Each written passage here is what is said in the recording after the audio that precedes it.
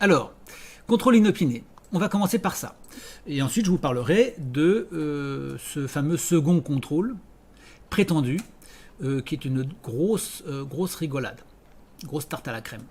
Alors, allons-y dans notre analyse. On va procéder en deux temps. D'une part, on va liquider l'affaire du contrôle inopiné. Et d'autre part, nous allons voir cette histoire de contrôle et de second contrôle.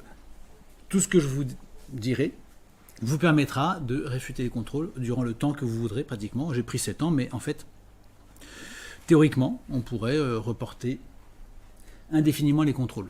Alors, évidemment, c'est un peu provocateur de dire qu'on va repousser les contrôles durant 7 ans. C'est parfaitement possible, légalement. En même temps, il ne faut pas non plus chercher à dire à l'État qu'on fuit absolument son regard, quoi qu'il arrive, parce que ça peut lui donner le sentiment qu'il y a anguille sous roche, si vous voulez. D'accord ?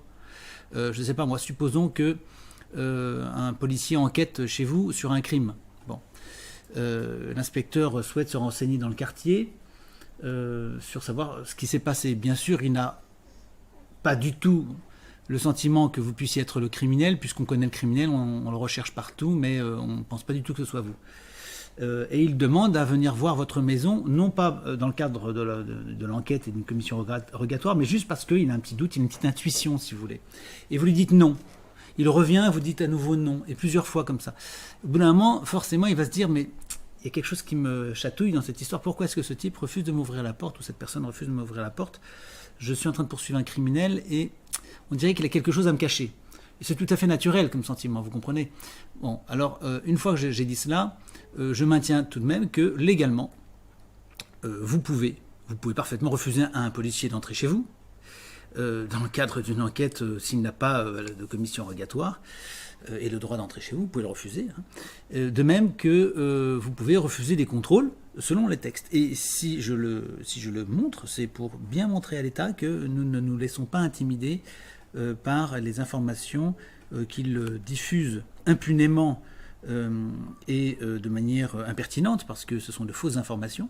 C'est donc une injure faite aux citoyens.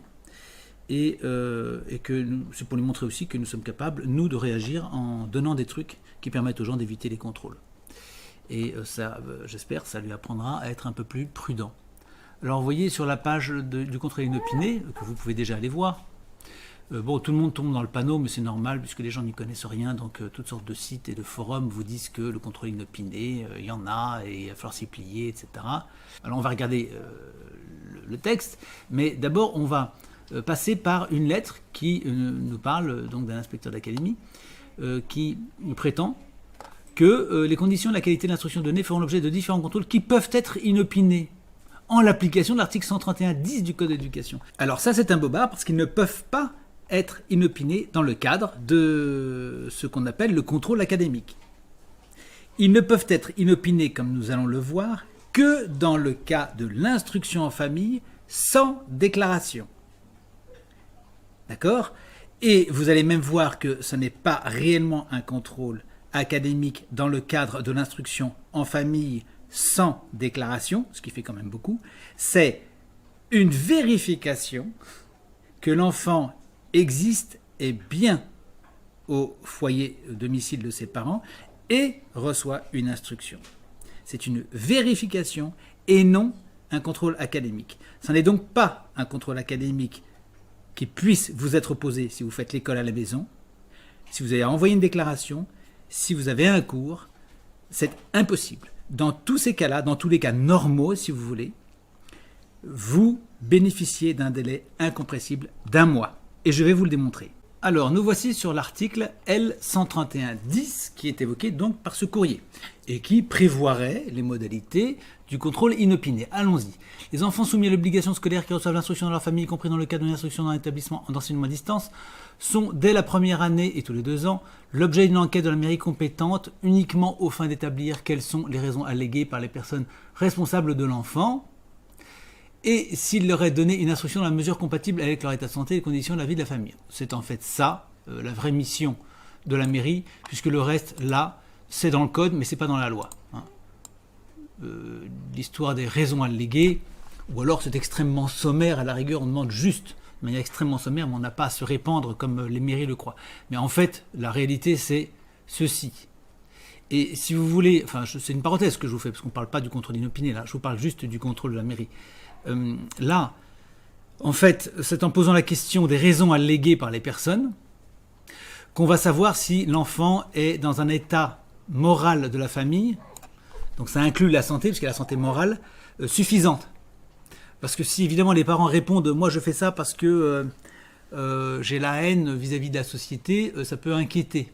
D'accord ? C'est pour ça qu'on pose une question ou deux en dehors des conditions de santé et de vie de la famille. Mais en fait, la mission de la mairie, c'est ça. C'est tout.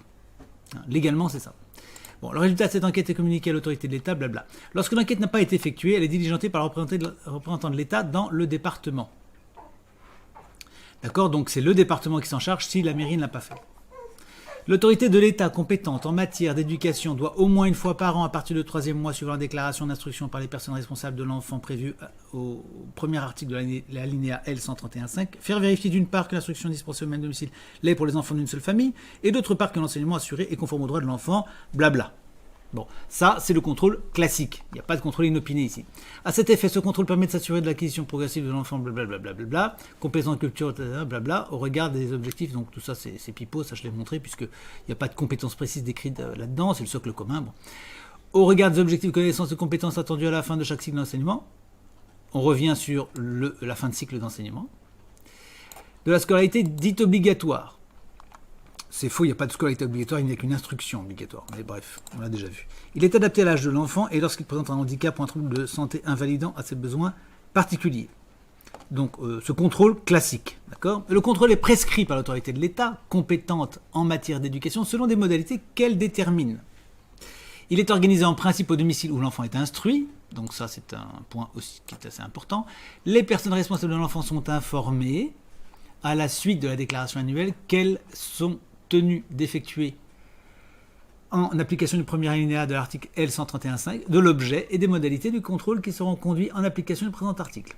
Toujours pareil, c'est le même contrôle classique, donc on va les avertir, les gens, donc il n'y a pas de contrôle inopiné, ils sont avertis. C'est simple ça, je crois qu'il n'y a pas de doute pour vous. Hein. D'accord ? Les personnes responsables sont informées. Si elles sont informées, c'est forcément préalablement. Ce contrôle est effectué sans délai en cas de défaut de déclaration d'instruction dans la famille. Voilà le fameux contrôle inopiné. C'est le cas où vous n'avez rien déclaré du tout à personne. Là, il peut y avoir un contrôle inopiné. Mais un contrôle inopiné que vous pouvez refuser. Hein, etc. On peut dire, bah oui, mais non, mais moi je veux pas, je suis en peignoir, donc vous m'envoyez un courrier et puis je vous donnerai une réponse d'un motif légitime et puis on verra si c'est admissible ou pas, d'accord ? Mais pour l'instant, je vous empêche d'entrer car je refuse ce contrôle inopiné. Donc ça c'est possible. Mais ce contrôle inopiné, il existe dans ce cas-là, en cas de défaut de déclaration d'instruction à la famille. Est-ce que c'est nouveau par rapport à la suite, par rapport à ce qui précède ? Mais pas du tout. Pas du tout. Comprenons-nous bien. J'ai toujours dit que cette histoire de contrôle inopiné n'existait pas. Et ça n'existe pas. Mais ici, on nous parle non pas d'un contrôle, mais d'une vérification en réalité, puisque les gens qui sont dans le cadre de l'instruction en famille, donc ne prennent éventuellement pas de cours, probablement pas, ou en prennent un, mais n'avertissent pas l'État. L'État est informé, non pas par les parents, mais par la mairie, par un service social. Il apprend qu'il y a un enfant, ou tout simplement il se rend compte qu'il y a un enfant né à telle année, devrait être à l'école à tel moment, et il ne voit pas de déclaration. Donc à ce moment-là, il va contacter la famille, il lui écrit, et il n'y aurait pas de réponse, par exemple. L'État est informé de ce fait qu'il y a un enfant qui fait l'école à la maison, un enfant qui fait l'école à la maison sans avoir déclaré l'activité, ce qui serait passible de la loi qui prévoit peine d'emprisonnement et amende. Au lieu de vous envoyer directement au tribunal et de vous faire condamner, l'État est requis de vérifier si oui ou non vous êtes en infraction. Et c'est à ce moment-là que, n'ayant aucune nouvelle de votre part, il débarque pour voir si oui ou non vous faites bien l'école à la maison. Et c'est ça, ce fameux contrôle inopiné, qui n'est pas un contrôle académique, c'est un contrôle de vérification. On vérifie que l'enfant est bien en vie, se porte bien, et puis y a-t-il, oui ou non, une instruction? Ou est-ce que cet enfant est attaché à un radiateur toute la journée, on lui récite des versets d'un livre sacré, on lui bourre le crâne et on lui apprend rien, si vous voulez. Il ne sait ni lire ni écrire et on en fait un jeune fanatique. Hein, c'est un peu ça qu'il y a dans l'imaginaire du fonctionnaire. Donc c'est ça la question. Donc, de là à croire qu'il y a des contrôles académiques inopinés, il y a tout un précipice que l'État ne saurait franchir. Il peut peut-être en parler, mais c'est inexact, ça n'existe pas. La seule manière que l'on puisse obtenir d'un contrôle inopiné, c'est qu'une famille n'ait pas fait des déclarations, et lorsque l'État l'a sollicité, n'ait pas répondu, et nous avons, vous le savez bien, une technique très simple pour éviter ce problème, et à ce moment-là, c'est bien davantage qu'un contrôle inopiné, c'est en réalité, une vérification. Alors, je vous ai dit, parce qu'il y en a peut-être certains d'entre vous qui vont avoir peur, je leur ai dit, mais vous ne faites pas la déclaration. Donc vous craignez qu'il y ait ce contrôle inopiné. Vous n'avez pas à le craindre, puisque je viens de vous dire que ce contrôle inopiné, vous pouvez le refuser. Et qu'entre-temps, quand vous allez recevoir cette lettre dans les 15 jours, vous disant, Madame, nous sommes venus pour un contrôle inopiné, vous l'avez refusé, qu'est-ce que vous avez à dire? Vous pouvez à ce moment-là dire, mais monsieur, je l'ai refusé tout simplement parce que j'ai un cours. Vous n'avez peut-être pas reçu ma déclaration, mais moi je vous l'ai envoyée. C'est ce que je vous ai indiqué sur le site. Je vous ai bel et bien envoyé une déclaration, vous l'avez perdue, mon courrier s'est perdu. Que voulez-vous que je vous dise?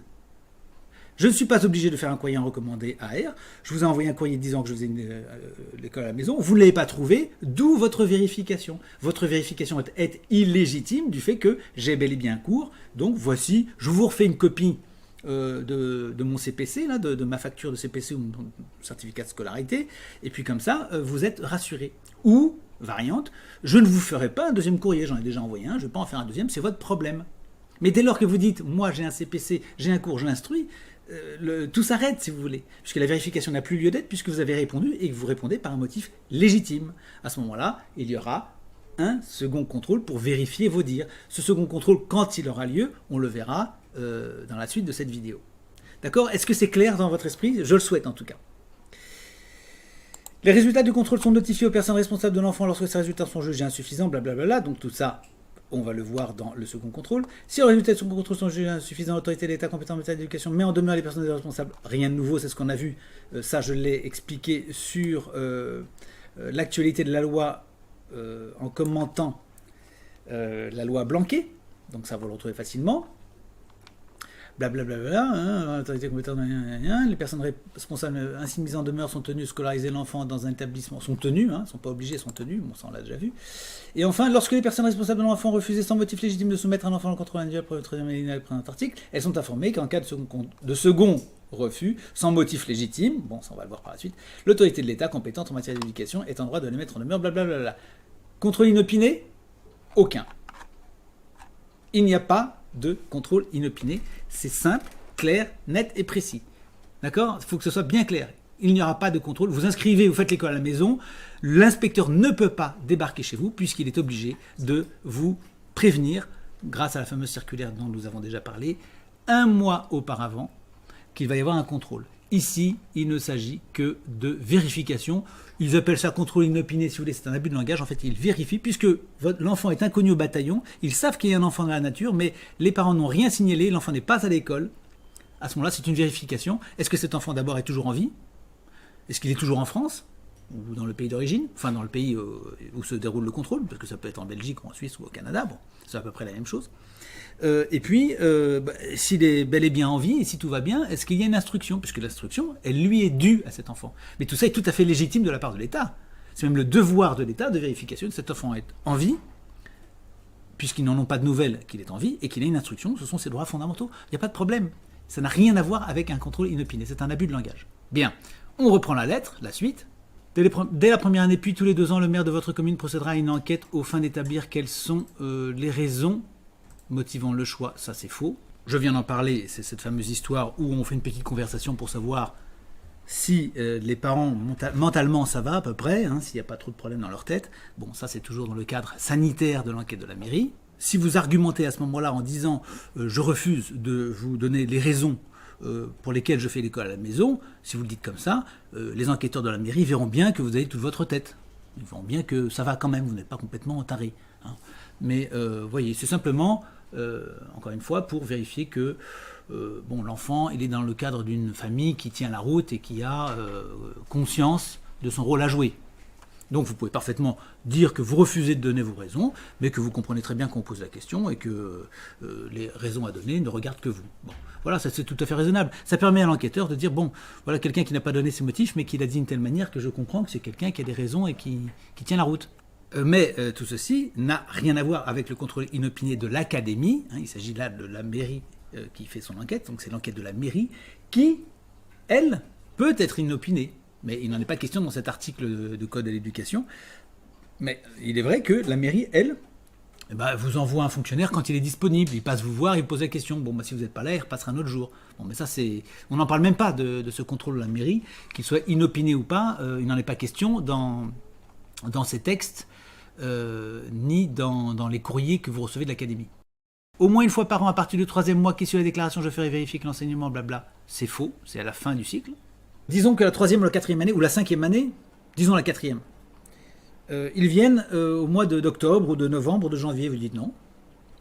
Non, le contrôle, c'est fin de cycle. On va aller voir l'article R 131-13. Voilà. Le contrôle de la maîtrise progressive de chacun des domaines du socle commun est fait au regard des objectifs de connaissances et de compétences à la fin de chaque cycle d'enseignement de la scolarité obligatoire. Le contrôle, c'est donc à la fin de chaque cycle. Donc vous lui dites, monsieur, non, vous viendrez au mois de mai, fin mai, début juin, si vous voulez, ou fin juin, si vous voulez, à la rigueur, mais pas en avril, pas en janvier, pas en février, pas en mars, pas en septembre, pas en octobre, pas en novembre, pas en décembre. Vous les renvoyez chez eux. Qu'est-ce que vous voulez qu'ils fassent? C'est la loi, c'est la loi. D'accord? Donc ça aussi, c'est un élément très important, puisque beaucoup de contrôles, soi-disant, sont prévus en cours d'année. Alors moi, je vous dis, franchement, vous les laissez venir. Ils vous appellent en vous disant, vous envoient une lettre, on aura un contrôle le 15 mars prochain. Vous les laissez venir, vous laissez faire. Ils viennent vous voir. Et une fois qu'ils sont devant votre porte, vous dites pardon, c'est pourquoi? Alors ils vont dire c'est pour le contrôle, madame. Ah oui, d'accord, le contrôle. Non. Vous pouvez repartir d'où vous venez. Ah mais madame, nous venons, c'est obligatoire. Non, d'abord c'est pas obligatoire. Et puis je vous signale que c'est la fin du cycle. Et là vous venez en cours d'année. C'est hors la loi. Vous voulez être hors la loi? Vous voulez être passible des tribunaux? Parce que je peux vous poursuivre si vous insistez. Qu'est-ce qu'il fait là? Le fonctionnaire, il tourne les talons, il prend sa voiture et il s'en va. Ça, c'est imparable. Et puis, je ferai donc vérifier les acquisitions de l'enfant et après le premier contrôle, sa progression en tenant compte des ménagements. Non. C'est accessoire. Enfin, si on veut, on peut accepter que vous vérifiez les acquisitions de l'enfant. Et afin de permettre une meilleure évaluation de ses acquisitions et de ses progrès, non plus. Donc ça, on l'a déjà vu par ailleurs, donc j'insiste pas. Alors, allons sur le fameux décret. Donc décret 2019-823 du 2 août 2019 relatif au contrôle d'instruction 10% de la famille dans l'établissement. Alors c'est là qu'il y aurait un contrôle inopiné. Alors d'abord on tape inopiné,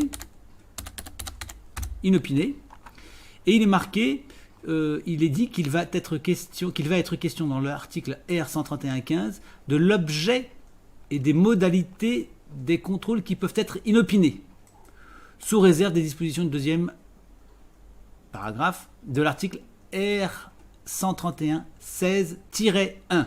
Bon, donc objet et modalité de ces contrôles qui peuvent être inopinés, d'accord? Donc j'ai copié ce mot pour le chercher ces occurrences sur la page. Donc inopiné ici, inopiné là, sous réserve de ceci. Rappel aux personnes responsables de l'enfant qui font l'objet d'un second contrôle. Donc ici, c'est le second contrôle qui ne peut pas être inopiné. Donc il est certain, en conclusion, que s'il y a un contrôle inopiné, ce n'est jamais le second contrôle. Donc on revient à l'article R 131-16-3, lorsque le contrôle est intervenu de manière inopinée, et là il nous parle de cette vérification, dans le cas où vous n'avez pas fait de déclaration et vous ne bénéficiez pas de ce délai incompressible d'un mois parce que l'enfant est aux abonnés absents, donc attention à bien comprendre dans ce cadre-là, c'est la vérification ici, il n'est pas question de contrôle académique, ça n'est pas le contrôle académique, mais bien la vérification, et que les personnes responsables de l'enfant ont refusé d'y soumettre ce dernier. Le directeur académique des services de l'éducation nationale les invite, par lettre recommandée avec accusé de réception, à justifier du motif de leur refus dans un délai qui ne peut être supérieur à 15 jours. Et enfin, lorsque le motif opposé est légitime, il en informe les personnes responsables de l'enfant et organise à nouveau le contrôle. Alors ici, plusieurs choses. Tout d'abord, on nous dit que on devait définir les conditions du contrôle inopiné, or, nulle part, elles ne sont définies. On n'a pas dit. On dit simplement, il y a des contrôles inopinés. C'est une vérification. D'accord ? Bon, donc très bien. Il peut y avoir, c'est ce que je dis, bon, il a le droit de faire des contrôles inopinés, il débarque, il sonne à la porte, et puis vous êtes là. Alors, qu'est-ce qui se passe ? Donc, je le répète, vous êtes dans le cadre de l'IEF, l'instruction famille, vous n'avez pas fait de déclaration, vous n'avez pas de cours. Que se passe-t-il ? Vous dites, non, moi vous verrez pas mon enfant aujourd'hui, j'ai autre chose à faire, je suis en robe de chambre, je suis pas coiffé, je suis pas prêt à m'y soumettre, je refuse. Est-ce que l'inspecteur peut vous dire, madame, je suis obligé de forcer la porte et je vous oblige au contrôle ? Pas du tout. Il constate que vous dites non, il va vous envoyer une lettre dans les 15 jours maximum. Si ça dépasse, ça n'est plus valable. Dans les 15 jours, il va vous demander de justifier votre refus. Voilà.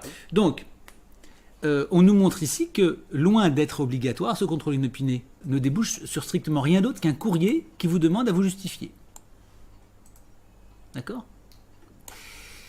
Donc, si le motif est justifié, on vous informe, toujours en respectant des délais, que vous devez subir ultérieurement un autre contrôle. Il y aura un autre contrôle. Bon, à ce moment-là, ça sera très facile de dire « Monsieur, il n'y a pas de problème », mais je vous rappelle que ce contrôle aura lieu en fin de cycle, comme il est indiqué dans la loi. Donc, en fait, si vous voulez, quand le contrôle inopiné arrive chez vous, vous pouvez d'emblée lui dire « Je ne veux pas », auquel cas ça n'entraînera que ceci, c'est-à-dire une lettre. Mais vous pouvez aussi lui dire « Monsieur, le contrôle aura lieu à la fin du cycle, comme on l'a vu dans la loi ». Voilà pour ce qui concerne ce contrôle inopiné imaginaire. Passons maintenant à la suite, à savoir le second contrôle et comment repousser indéfiniment des contrôles sur la base de tous ces éléments. Bien, donc je retourne sur l'article. Ce décret s'inscrit dans le cadre de millions qui sont inapplicables et inappliqués. Les textes sur l'obligation faite à toute administration de se signaler avant démarche est inéluctable, sauf opération prévue dans le cadre d'une investigation judiciaire. Donc, le débarquement de la fonction publique de manière inopinée qui soit légitime et contraignant sont ceux de l'investigation judiciaire, ceux du juge, la police, mandaté, une perquisition, etc., lors d'une opération de police, dans le cadre d'une opération de sécurité nationale ou locale. Voilà, donc on essaie de vous faire croire, si vous voulez, qu'il va y avoir un contrôle inopiné, on essaie de vous faire croire qu'il va y avoir des moyens de rétorsion des sanctions. C'est du pipeau, vous l'avez lu comme moi, et on va le voir, ce sera pareil dans le cas du second contrôle. Je vous laisse lire cet article sur le contrôle inopiné, et vous pouvez voir, notamment au chapitre de la loi, et je terminerai par ça, au chapitre de la loi, on a une circulaire qui oblige. C'est pas sur cette page, alors on va aller sur la page contrôle.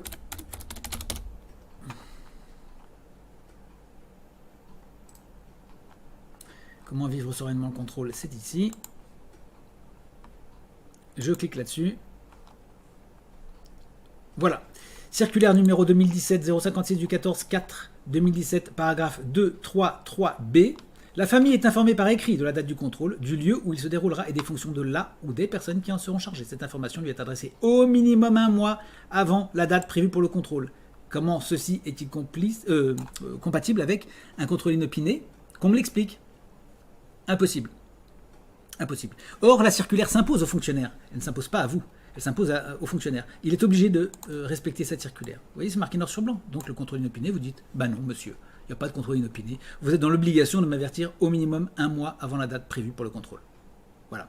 Alors voilà pour l'histoire du contrôle inopiné. Venons-en maintenant à cette fameuse affaire du second contrôle. Alors ça, c'est extrêmement drôle. On va regarder ensemble le texte de ce second contrôle, la loi, ce que dit la loi à ce sujet. Donc la récente loi de monsieur le ministre Blanquet est extrêmement amusante parce qu'elle nous donne des clés qui nous permettent de reléguer cette histoire de second contrôle très très loin dans le temps, c'est-à-dire en fait plusieurs années. allons-y directement. Alors, sur l'écran, je retrouve ça. Alors, le second contrôle. Dans le cas d'un contrôle dont les résultats sont insuffisants ou d'un refus de contrôle, sous-entendu pour des motifs illégitimes, pour un motif illégitime, parce que si c'est légitime, vous pouvez parfaitement refuser un contrôle, et on ne peut pas vous en tenir rigueur. Les personnes responsables de l'enfant sont également informées de sanctions dont en application de l'article blablabla, elles peuvent faire l'objet au terme de la procédure. Au terme de la procédure. C'est pas l'éducation nationale qui va vous faire des ennuis, c'est éventuellement la justice. Éventuellement. S'ils ne respectent pas la mise en demeure de scolariser l'enfant dans un établissement public ou privé d'enseignement susceptible de leur être adressé, après que les résultats d'un second contrôle ont été jugés insuffisants. Ah, mais voilà encore un autre élément. Ça veut dire que, résultat insuffisant, à un contrôle, ils font un second contrôle pour confirmer qu'il y a un problème. Donc là, on vient de vous dire, résultat insuffisant ou refus de contrôle, pour motif illégitime. Vous dites, moi parce que votre tête ne me revient pas, je refuse le contrôle. On ne peut rien vous dire, on ne peut pas vous sanctionner. Il faut d'abord qu'il y ait un second contrôle, il faut donc qu'il y ait les résultats d'un second contrôle, qui soit jugé insuffisant. Je vous rappelle au passage que lors du second contrôle, vous avez parfaitement le droit de ne pas faire évaluer l'enfant. Comment est-ce que les résultats pourraient être insuffisants si on n'a pas évalué l'enfant? Vous n'êtes absolument pas en obligation de faire des tests à l'enfant. Pas de test, il ne peut pas y avoir de résultat. Comment est-ce qu'à ce moment-là, on pourrait vous coincer? Comment cette procédure pourrait-elle aboutir si vous ne faites pas évaluer l'enfant? Il faudrait que l'on dise, au moment de ce second contrôle, les parents n'instruisent pas du tout l'enfant. Il n'y a pas de cours, il n'y a pas d'enseignement, il n'y a pas de cahier, l'enfant ne travaille pas. Et en plus, on n'a pas vu l'enfant, donc on ne sait pas du tout s'il est capable de parler, de compter, d'écrire. À ce moment-là, oui, là on pourrait dire, oui, effectivement, là il y a un problème. C'est à ça que la loi pense, en fait. Le législateur, il pense à ça, il se dit, bon, si effectivement il n'y a pas du tout d'instruction, là, il faut remettre l'enfant à l'école. Mais dès lors que vous allez dire, moi, mon enfant, vous ne le contrôlez pas, je vous prive de la preuve, c'est une allitération, je vous prive de la preuve, par ailleurs, je vous montre qu'il y a des éléments qui prouvent que je fais cours, le juge dira quoi? Vous n'avez pas prouvé que les résultats est insuffisants, et en plus elle fait la preuve, cette maman, qu'il y a des cours. Je ne peux pas rescolariser de force cet enfant, c'est impossible. Ce n'est pas possible. Alors, ça, c'est un premier aspect qui déjà doit vous mettre la puce à l'oreille. Mais ce que je voudrais vous montrer, et qui est extrêmement comique, je vais vous donner un cas, tout simple. La première année, l'inspecteur vient chez vous pour le contrôle. Vous dites, je refuse. Et vous dites, ah ben c'est un refus de contrôle? Non, monsieur. La loi prévoit que les contrôles commencent à partir de la deuxième année d'école à la maison. Première année, il n'y en a pas. Deuxième année seulement d'école à la maison. C'est marqué noir sur blanc dans la loi. Alors, on peut le retrouver. Et je voudrais revenir quand même à ça. Donc ça, je vais le mettre en mémoire. Et je cherche maintenant seconde année. Deuxième année.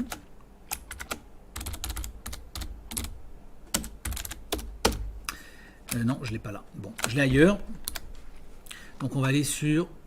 Voilà, j'ai été retrouver le texte exact. Donc, le contrôle seulement la deuxième année. On parle bien du contrôle. D'accord? Seulement la deuxième année, car, conformément aux dispositions de l'article R 131-14-3 bis du Code de l'éducation, et afin de mieux apprécier les acquisitions, et à compter de la deuxième année d'instruction dans la famille, les progrès de l'enfant, des exercices écrits ou oraux individualisés adaptés, dans la mesure du possible, aux objectifs pédagogiques que les personnes responsables se sont donnés, lui sont demandés par la personne chargée du contrôle. Vous avez deux choses importantes, à compter de la deuxième année, d'accord? Et lui sont demandées, ne sont pas exigées, elles sont demandées, l'enfant peut refuser. Quelqu'un me fait remarquer que cette option n'existerait plus. Le gouvernement aurait modifié le décret et aurait fait disparaître cette mention de la seconde année. En réalité, elle était tout à fait logique, à supposer qu'elle ait véritablement été supprimée. Elle était logique parce qu'on ne voit pas comment un enfant qui démarrerait l'école à la maison, supposons au mois de septembre, pourrait subir un contrôle au mois d'octobre. Il n'a pas eu le temps de s'améliorer. Et donc, l'école à la maison n'a pas encore fait ses preuves au bout d'un mois. Et donc, le législateur avait dit, oui, effectivement, on va attendre 1 an pour que quelque chose se passe bien. Maintenant, cette mention aurait été supprimée. Alors, vous voyez, ça, c'est très caractéristique de la mauvaise foi du gouvernement, et des gouvernements et des législateurs, de manière générale. Donc, on va vous dire que votre enfant, 1 mois après avoir démarré l'école à la maison, vous n'avez vous n'avez qu'à peine commencé, et déjà on va vous faire un contrôle. Alors quand on est face à une telle mauvaise foi de la part de l'éducation nationale, dans ce cas-là, vous répondez ce que j'ai dit précédemment, à savoir qu'il n'y a pas d'obligation de tester l'enfant. Donc vous direz à l'inspecteur, j'estime que le délai encouru n'est pas assez long, mon fils n'est toujours pas prêt, oui j'ai commencé il y a 3 ans, il y a 4 ans, il y a 10 ans, vous en fichez, vous dites la date que vous voulez, parce qu'ils vont vous le dire, madame vous avez commencé à telle date, eh bien vous direz, oui mais moi j'estime que la durée impartie n'est pas suffisante pour juger de l'école à la maison, je vais attendre effectivement qu'on soit arrivé à la fin du cycle, et à ce moment-là, on pourra faire un contrôle pour voir si l'école à la maison a été efficace ou pas. Vous utilisez les armes contre eux, puisqu'il n'est pas possible d'imposer un contrôle de l'enfant, vous dites je ne consens pas à ce que mon enfant soit contrôlé. Donc le contrôle aura bien la forme d'un entretien avec le parent, à savoir moi, et ça sera tout. Il n'y aura rien d'autre. Et vous ne pourrez pas dire qu'il n'y a pas eu de contrôle. Il y a eu contrôle, vous discutez avec moi, c'est suffisant légalement pour qu'on considère qu'il y a eu un contrôle. Je retourne sur la loi et je retrouve l'élément dont je vous parlais. CTRL F, s'il veut bien marcher. Voilà. Les parents qui refusent 2 fois de suite, et sans motif légitime, de soumettre leur enfant à la vérification annuelle que l'enfant qu'il reçoit est conforme aux droits de l'enfant à l'instruction, peuvent être mis en demeure de l'inscrire dans un établissement d'enseignement scolaire. Vous avez bien lu? Attention, ça c'est absolument central. Hein.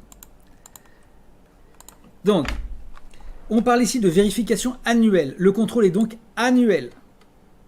Contrôle annuel. Donc, pas de second contrôle au cours de la même année. Si c'est un contrôle annuel, il y a on parle de contrôle annuel, vérification annuelle, donc c'est un contrôle par an. Donc il y a un premier contrôle, puis un second contrôle. Le second contrôle ne peut avoir lieu qu'à l'année suivante, puisqu'il n'y a qu'une vérification annuelle. Ça, vous dites ça à un juge, qu'est-ce que vous voulez qu'il dise, le juge? Vous avez raison, c'est marqué noir sur blanc, la vérification annuelle. On ne peut pas vous faire 2 contrôles la même année. C'est contradictoire avec la loi. Donc vous dites très simplement, moi le second contrôle c'est très bien, mais vous le ferez l'année prochaine. Autrement dit, ce sera le contrôle de l'année prochaine. D'accord? Donc vous dites la première année, déjà la première année, il n'y a pas de contrôle, ça commence la seconde année. Le contrôle des aptitudes de l'enfant, bon, je peux vous recevoir, je vous offre un café, et puis je vous dis qu'on fait l'école à la maison, mais vous ne testerez pas l'enfant. Cette année, ça sera l'année prochaine, pas avant. Deuxième année, vous refusez sans motif légitime. D'accord? Vous refusez sans motif légitime. On ne peut toujours rien vous dire. On ne peut rien vous dire parce qu'il faut refuser 2 fois de suite, sans motif légitime. Ok? La troisième année, vous refusez avec un motif légitime cette fois-ci. D'accord? Vous refusez avec un motif légitime. Vous refusez, ça fait donc 1, 2, 3 ans sans contrôle. Ils ne peuvent rien dire, ils n'ont pas le droit.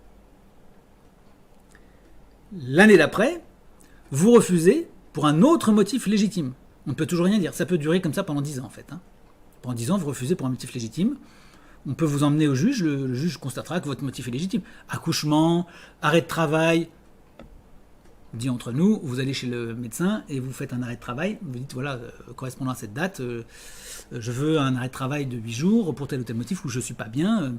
Bon, et même, je vais vous dire même mieux que ça, vous n'avez même pas besoin de faire un certificat médical, puisque la loi prévoit que vous n'ayez pas à fournir de documents médicaux, c'est strictement privé, pour justifier d'une absence à un rendez-vous avec l'État. Donc vous dites, moi j'ai pas pu venir parce que j'étais malade et j'ai pas à le justifier. Je ne suis pas tenu de le justifier. Donc mon motif est légitime, je n'ai pas à le prouver. Donc l'État va dire, enfin l'éducation nationale va dire quoi, mais vous n'avez pas prouvé, donc moi je vous signale au procureur. Il vous signale au procureur, vous allez au procureur, le procureur vous appelle, le juge vous appelle. Madame, vous avez refusé. Oui, pour un motif légitime. Lequel? J'étais malade. Est-ce que vous en avez fait la preuve? Je vais pas le faire, monsieur le juge. C'est pas marqué dans la loi que je dois faire la preuve de ce que j'étais malade. Et le juge sera obligé de dire, en effet, madame, vous n'êtes pas contrainte de fournir un document. D'accord? Vous ne risquez toujours rien.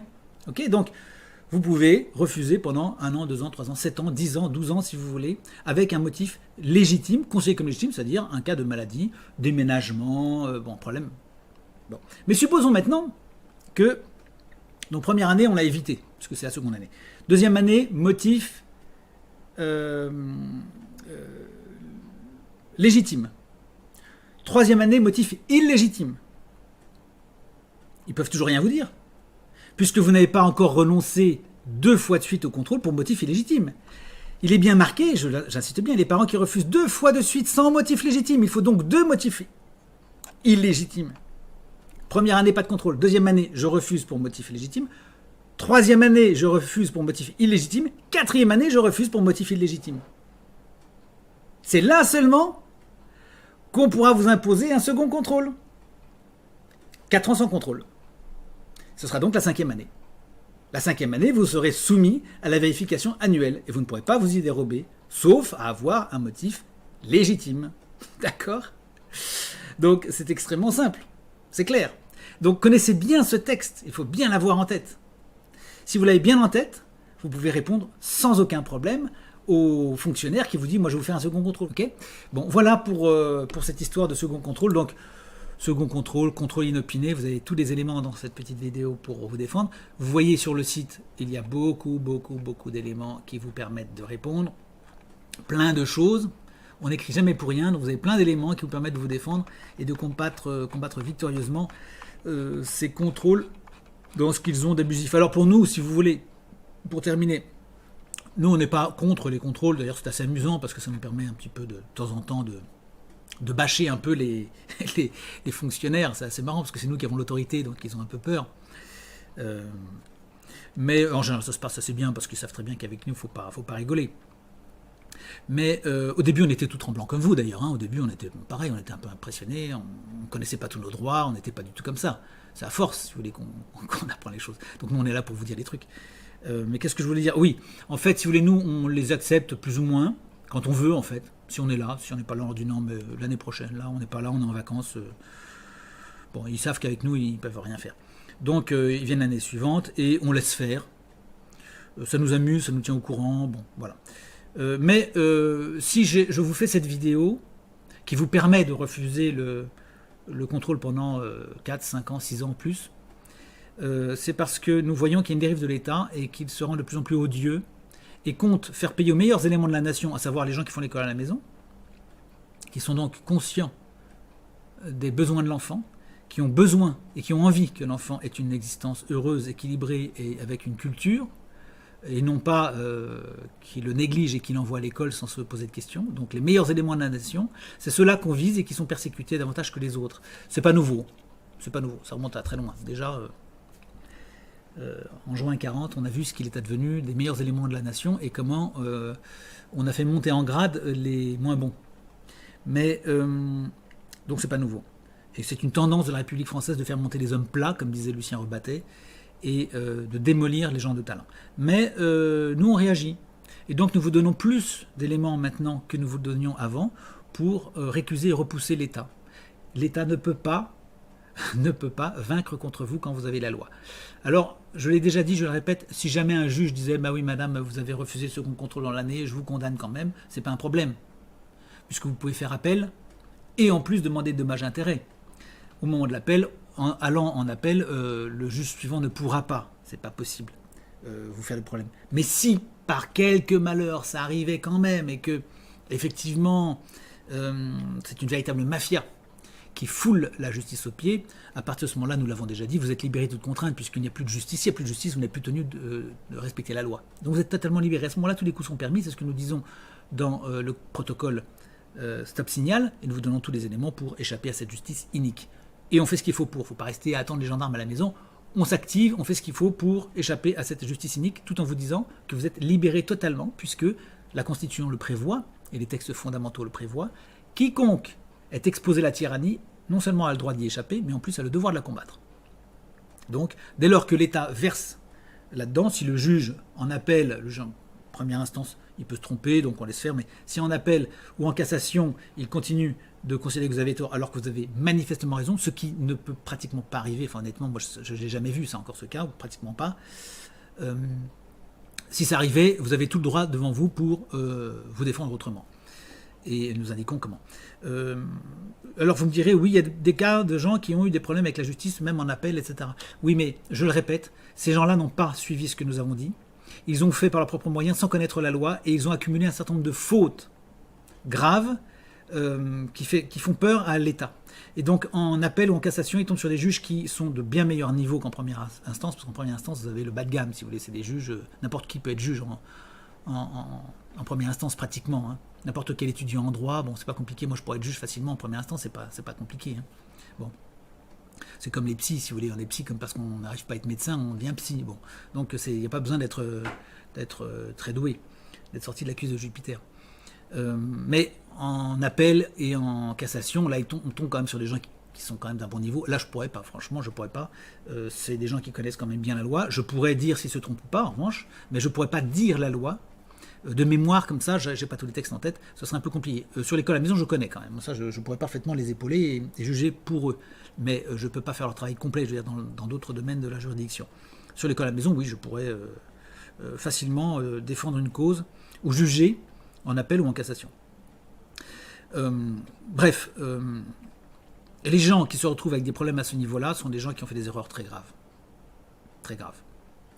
Il n'y a pas que ces histoires de contrôle et de machin, il y a autre chose derrière, je le sais. Donc qu'on ne me dise pas, oui, moi j'ai eu des problèmes en appel ou en cassation à cause d'un contrôle qui s'est mal passé, c'est pas vrai.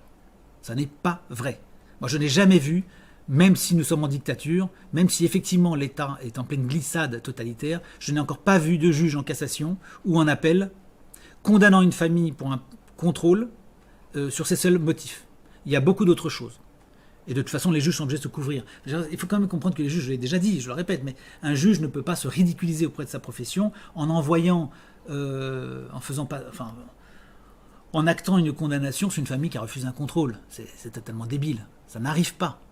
Je vous l'ai dit, donc contrôle, il faut 2 contrôles refusés sans motif légitime. Donc vous pouvez parfaitement refuser avec un motif illégitime, puis la fois suivante refuser avec un motif légitime, puis la fois d'après motif illégitime, puis la fois d'après motif.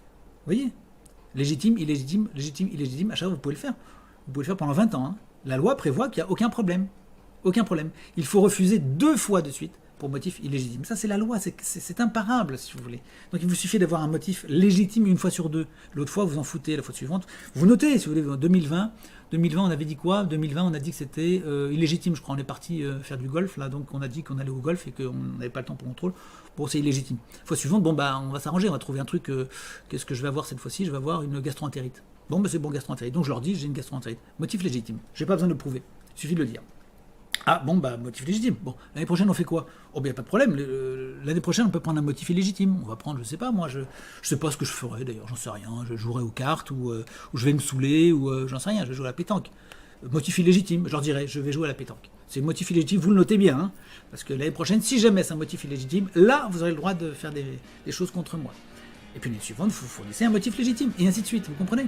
Voilà, donc vous êtes tout à fait tranquille, vous êtes protégé par la loi. La loi de M. Blanquet vous protège très très bien, elle est formidable. Il faut remercier ce monsieur parce que là il a fait quelque chose de formidable.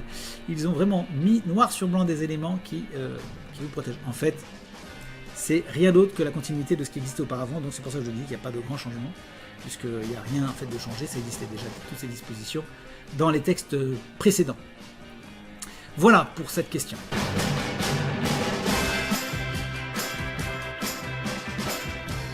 Cry